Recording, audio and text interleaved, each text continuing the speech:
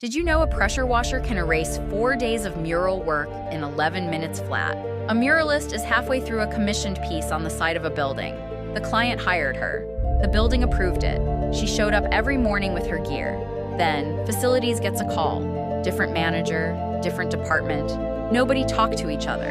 There's unauthorized graffiti on the building. 11 minutes later, gone. And here's the wild part. Every single person was just doing their job. The artist, the client, the guy with the pressure washer. The paperwork didn't exist. The mural did. Past tense.